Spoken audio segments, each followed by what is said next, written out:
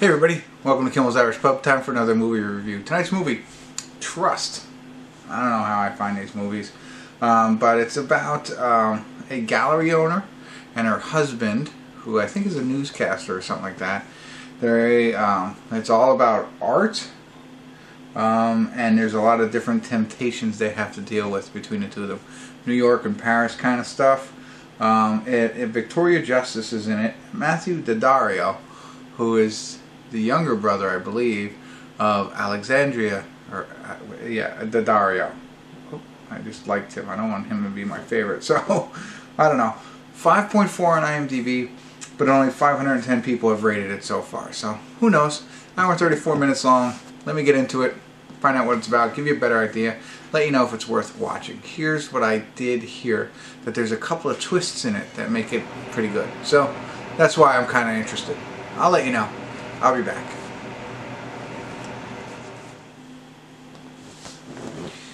Hey everybody, we're at the credits of Trust. Sorry, no check-ins tonight. I was about to check in, but then it really, I talked about twists and stuff like that, and about the middle of the movie is when it really started to twist. They start you off what seems like the ending, in a sense, and then they rewind 5 days, and then they go forward, but then they catch up to that, and then it goes forward a little bit more. So it's not starting at the ending, which is okay. So the story basically is about Victoria Justice's character. She's the art gallery owner, and she's married to Matthew Daddario, who's a newscaster in New York, so a lot of people know him. She gets a new painter who happens to paint nude women. But she's having a showing for him. She's really supporting him, and it's kind of her launch. Well, he is, he is a flirtatious painter, if you will. That I think a lot of girls find intriguing. Whatever. Flirts a lot, that kind of thing, and starts to come close with her. And so, of course, this is where all the doubt comes in, the lack of trust between her and her husband, and things like that. So, he wants to get away for Christmas, but she can't because she's got the gallery and the showing, and so now it's like, oh, whatever. So it's all of that kind of stuff. You know what I mean? Where she's working, a lot, and he's also working late at nights because he's a news reporter. So you get the setting there where they can not trust each other. So it's all about, the implication of adultery, or, like cheating and infidelity, if you will, and the lack thereof trust.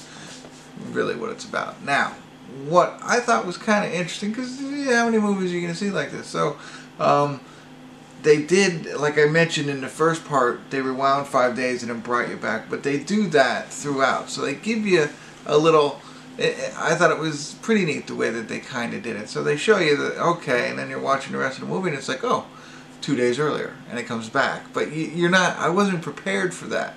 It's not like a lot of movies do that.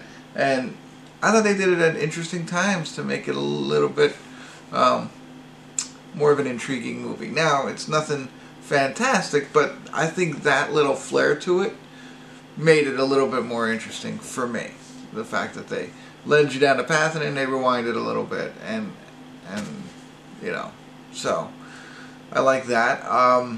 The ending was interesting as well, but I think, I don't think there was, whatever. You'll see. So that's really all I can do for you here. Not the most original movie, but done with a little bit of originality. The acting was okay. Nothing spectacular to see, but nothing so bad that you wanted to,